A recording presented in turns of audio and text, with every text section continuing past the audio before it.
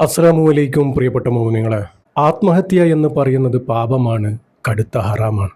അത് ചെയ്തവർക്കും അതിന് പ്രേരണ ഉണ്ടാക്കുന്നവർക്കും പടച്ച നിന്നുള്ള ശിക്ഷ അതികഠിനമായിരിക്കും. പക്ഷെ നമ്മുടെ റബ്ബ് കാരുണ്യവാനാണ്, പുറത്തു തരട്ടെ. ഇതൊക്കെ നമ്മളെ പഠിപ്പിച്ച ഒരു ഉസ്താദ് തന്നെയായിരുന്നു കഴിഞ്ഞ ദിവസം ഇത് ചെയ്തത്. ഇതാണ് ഇപ്പോൾ വലിയൊരു വിഷയമായിരിക്കുന്നത്. ജീവിക്കാനും സമ്മതിക്കരുത്, മരിക്കാനും സമ്മതിക്കരുത്. ഈ ഒരു വാർത്ത നിങ്ങളുടെയൊക്കെ മുന്നിൽ നമ്മൾ എത്തിച്ചതാണ്. ആ ഉസ്താദ് മരിക്കാനുള്ള കാരണവും. ഇതുപോലുള്ള മരണത്തിന് നമ്മളൊക്കെ കാരണക്കാരല്ലേ? ഒരാൾ ആത്മഹത്യ ചെയ്യണമെങ്കിൽ അതിൽ നമ്മളും കൂടി കാരണക്കാരാണ്. ആരും ജീവിതം മടുത്തിട്ടൊന്നുമല്ല ഈ ആത്മഹത്യ ചെയ്യുന്നത്, ജീവിക്കാൻ പറ്റാത്തത് കൊണ്ടാണ്, ജീവിതം വഴിമുട്ടി നിൽക്കുന്നത് കൊണ്ടാണ്. മരിച്ചു കഴിഞ്ഞാൽ ആളുകൾ പറയും, എന്തിനാ മോനെ നീ ഇത് ചെയ്തത്, എന്തിനാ മോളെ നീ ഇത് ചെയ്തത്, നിനക്ക് ഞങ്ങളൊക്കെ ഇല്ലേ, ഞങ്ങളോട് പറഞ്ഞാൽ പോരെ എന്ന്. മരിക്കണം, അപ്പോഴാണ് പറയുക. അതുവരെ ഇതാരും അറിയില്ല. പ്രിയപ്പെട്ടവരെ, ഓരോരുത്തർക്കും മാനാഭിമാനം എന്നുള്ളത് അത്രക്ക് വലുതാണ്. ചിലരൊന്നും നിങ്ങളോട് പറഞ്ഞെന്ന് വരില്ല. അപ്പോൾ നമ്മളൊക്കെ കണ്ടിട്ടും കാണാത്ത പോലെ നിൽക്കുകയാണ്. ഈ ഉസ്താദ് മരണപ്പെടാനുള്ള കാരണം ഞാൻ പറഞ്ഞല്ലോ. ഇതുപോലത്തെ ആളുകളെ നമ്മൾ കൊന്നതെന്നേ നമുക്ക് പറയാൻ പറ്റുള്ളൂ. അതാണ് പറഞ്ഞത്, ഒരു ഉസ്താദ് ഇങ്ങനെ ചെയ്യണമെങ്കിൽ എന്താണ്. അപ്പോൾ സാധാരണക്കാരുടെ അവസ്ഥ നമുക്ക് പറയേണ്ടതില്ലല്ലോ. ആ ഉസ്താദ് ഒരു ചെറിയൊരു വീടുണ്ടാക്കി. ആ വീട് പണിക്ക് പൈസ തികയാതെ വന്നപ്പോൾ അദ്ദേഹം ബാങ്കിൽ നിന്നും ലോൺ എടുത്തു. അതിനിടയിലാണ് ഈ മനുഷ്യനെ ചെയ്യുന്ന ജോലിയിൽ നിന്നും പുറത്താക്കിയത്. ഈ മനുഷ്യൻ ജോലി ചെയ്യുന്ന പള്ളിയിൽ നിന്നും പുറത്താക്കി. പഠിച്ച പണി ഉസ്താദാണ്. പെട്ടെന്നൊന്നും ഒരു ജോലിക്ക് കയറാൻ പറ്റുന്നതല്ല ഉസ്താദന്മാർക്ക്. അതിനിടയിൽ ലോണ് മുടങ്ങി, അടവ് തെറ്റി, പലിശയേറി. ആ മനുഷ്യൻ്റെ സമനില തെറ്റിയാണ് ആ മനുഷ്യൻ ഇത് ചെയ്തത്. സമനില തെറ്റിക്കഴിഞ്ഞാൽ പിന്നെന്താ പറയുക, നമ്മളെന്താ ചെയ്യുന്നതെന്ന് നമുക്ക് തന്നെ അറിയില്ല. അങ്ങനെയാണ് പല ആളുകളും ഇതുപോലെ മരണപ്പെടുന്നത്. ആരും ജീവിതം മടുത്തിട്ടൊന്നുമല്ല. ആത്മഹത്യ ചെയ്തവരെ കുറ്റപ്പെടുത്താൻ ഒരുപാട് ആളുകളുണ്ടാകും. അവരെങ്ങനെയാണ് മരിച്ചത്, എന്തിനാണ് മരിച്ചത്, എന്താണ് കാരണമെന്നൊന്നും ആർക്കും അറിയണ്ട. നിങ്ങളെപ്പോലെ തന്നെ ജീവിക്കാൻ ആഗ്രഹിച്ചവരാണ് അവരൊക്കെ. ആ ജീവിതത്തിൽ ഉത്തരം മുട്ടുമ്പോഴാണ് ഇത് സംഭവിക്കുന്നത്. ഇതുപോലെ വിഷമങ്ങളും പ്രയാസങ്ങളും അനുഭവിക്കുന്നവരോട് എനിക്കൊന്നേ പറയാനുള്ളൂ. ഓരോരുത്തരുടെയും അനുഭവമാണ് ഞാൻ നിങ്ങളോട് പറയുന്നത്. ആത്മഹത്യ ചെയ്യാൻ നിങ്ങൾക്ക് തോന്നുകയാണെങ്കിൽ കുറച്ചൊന്ന് സഹിച്ചും പുറത്തും നമ്മൾ അതിനോട് നേരിടുക. ആ സമയവും കടന്നു പോകും. പിന്നെ നമ്മൾ കരുതും, നമ്മൾ അന്ന് ചെയ്തിരുന്നെങ്കിൽ ഇന്ന് നമ്മൾ ജീവിച്ചിരിക്കുമായിരുന്നോ, ഇന്ന് നമുക്ക് ഇതൊക്കെ അനുഭവിക്കാൻ കഴിയുമായിരുന്നോ എന്ന്. ആത്മഹത്യ എന്ന് പറയുന്നത് ആ ഒരു നിമിഷം തോന്നുന്നതാണ്. ഇത് എല്ലാവർക്കും തോന്നിയിട്ടുമുണ്ടാകും. എല്ലാവരും അത് തരണം ചെയ്താണ് ജീവിച്ചു പോകുന്നത്. പ്രശ്നങ്ങളും വിഷമങ്ങളും പ്രയാസങ്ങളും ബുദ്ധിമുട്ടുകളും എല്ലാവർക്കുമുണ്ട്. അതിനെ നമ്മൾ തരണം ചെയ്യാൻ ശ്രമിക്കുക. തോന്നും, എല്ലാവർക്കും തോന്നും വിഷമങ്ങളും പ്രയാസങ്ങളും വരുമ്പോൾ ഇനി യാതൊരു വഴിയുമില്ല, മരിച്ചു കളയാമെന്ന്. ആ ഒരു സമയത്തെ നമ്മൾ ബ്രേക്ക് ചെയ്യുക, ക്ഷമിക്കുക, സഹിക്കുക. ആ ഒരു സമയവും നമ്മളിൽ നിന്നും കടന്നു പോകും. പിന്നെ എല്ലാം ശരിയാകും.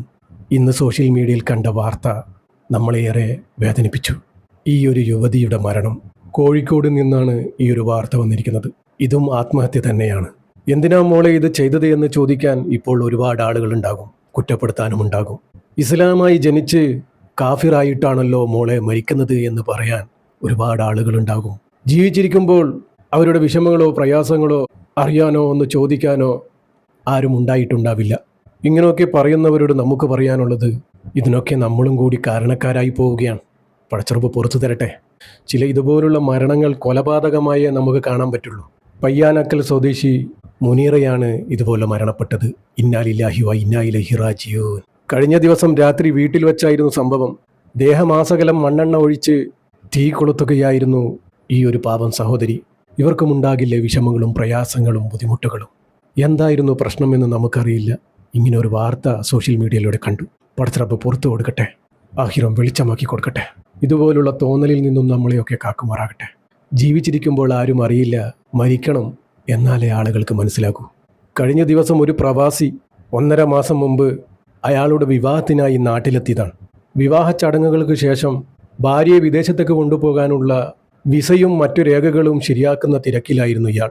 വിദേശത്തേക്ക് തിരിച്ചു പോകാനുള്ള സമയം അടുത്തു വരികയാണ്. അതിനിടെയാണ് ഇയാൾ ഇത് ചെയ്തത്.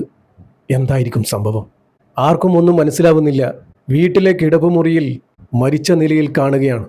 കല്യാണം കഴിഞ്ഞ് ഭാര്യയെ വിദേശത്തേക്ക് കൊണ്ടുപോകാൻ നിന്ന ആ ഒരു യുവാവാണ് ഇത് ചെയ്തത്. എന്തായിരിക്കും അയാളുടെ പ്രശ്നം? എന്തായിരിക്കും അയാളുടെ വിഷമം? ഓരോ മരണത്തിനും പടച്ചിറപ്പ് ഓരോ കാരണങ്ങൾ ഉണ്ടാക്കിയിട്ടുണ്ട്. അത് എങ്ങനെയുള്ള മരണമായാലും അതുപോലെ ഈ ഒരു മരണത്തിനും എന്തെങ്കിലും കാരണമുണ്ടാകും. ഭാര്യയും കൊണ്ട് വിദേശത്തേക്ക് പോകാനുള്ള തിരക്കിനിടയിലാണ് ഇയാൾ ഇത് ചെയ്തത്. ആ ഒരു ചെറിയ സമയം കൊണ്ട് ഇയാൾക്ക് എന്താണ് സംഭവിച്ചത്? നമ്മുടെ മനസ്സിൻ്റെ താളം തെറ്റാൻ വേണ്ടി ഒത്തിരി സമയമൊന്നും വേണ്ട, ഒരു നിമിഷം മതി. ആ ഒരു സമയത്താണ് നമുക്കിങ്ങനെയൊക്കെ തോന്നുക. നമ്മുടെ മനസ്സിനെ ക്ഷതമേൽപ്പിക്കാൻ ഒരുപാട് ആളുകളുണ്ടാകും. പിടിച്ചു നിൽക്കുക. നമ്മളിവിടെ വന്നിരിക്കുന്നത് ജീവിക്കാനാണ്. ജീവിതം ജീവിച്ച് തന്നെ തീർക്കുക. അതിന് പടച്ചറബ് നമുക്കൊക്കെ തൗഫീക്ക് നൽകുമാറാകട്ടെ. ആമീൻ. ഇയാളുടെ മുറി രാവിലെ ഏറെ നേരമായിട്ടും തുറക്കാത്തതിനെ തുടർന്നാണ് വീട്ടുകാർ ജനാല വഴി നോക്കിയത്.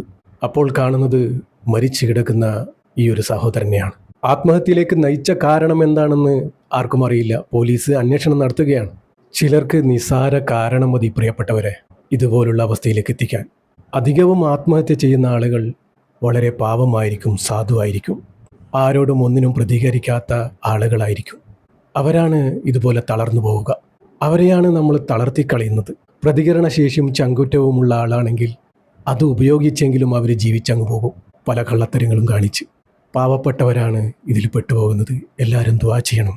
നിങ്ങളൊക്കെ ദുആ ചെയ്യുമെന്നുള്ള വിശ്വാസമാണ് ഇതുപോലുള്ള വാർത്തകൾ നിങ്ങളുടെയൊക്കെ മുന്നിലെത്തിക്കുന്നത്. പടച്ച റബ്ബേ, അർഹമുറാഹിമായ റബ്ബേ, തെറ്റുപറ്റിയതാണ് റബ്ബേ, നീ പുറത്തു കൊടുക്കണേ റബ്ബേ. ഇവർ ജീവിതത്തിൽ ചെയ്തു പോയ എല്ലാ തെറ്റുകുറ്റങ്ങളും നീ പുറത്തു കൊടുക്കണേ റബ്ബേ.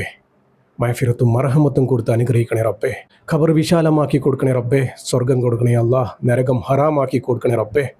ഇതുപോലുള്ള മുസീബത്തിൽ നിന്നും എല്ലാവരും നീ കാക്കണേ റബ്ബേ. ഇതുപോലുള്ള ചിന്തയിൽ നിന്നും നമ്മളെയൊക്കെ കാക്കണേ റബ്ബേ. ഈമാനോട് കൂടി ജീവിച്ച് ഈമാനോട് കൂടി മരിക്കാനുള്ള ഭാഗ്യം ഞങ്ങൾക്ക് ഇവർക്കും നൽകണേ റബ്ബേ. അവസാനം ലാ ഇലാഹ ഇല്ലല്ലാഹ് എന്ന് ചൊല്ലി പുഞ്ചിരിച്ച് മരിക്കാനുള്ള ഭാഗ്യം ഞങ്ങൾക്ക് ഇവർക്കും നൽകണേ റബ്ബേ. പടച്ച റബ്ബേ, ഈ പാപിയായ സാധാരണക്കാരായ ഞങ്ങളുടെ ദുആ നീ സ്വീകരിക്കണേ റബ്ബേ. ഇവരുടെ ഖബറിലേക്ക് നീ എത്തിച്ചു കൊടുക്കണേ റബ്ബേ. ആമീൻ ആമീൻ യാ റബ്ബൽ ആലമീൻ. പ്രിയപ്പെട്ടവരെ, എല്ലാവരും ദുആ ചെയ്യുക. ആരും മുഷിപ്പ് തോന്നരുത്. പറ്റുന്നവരൊക്കെ യാസീനും ഫാത്തിയും മോദി ഹദിയ ചെയ്യുക. ഇൻഷാ അല്ലാഹ്. ദുആ വസിയത്തോടെ അസ്സലാമു അലൈക്കും വറഹ്മത്തുള്ളാഹി.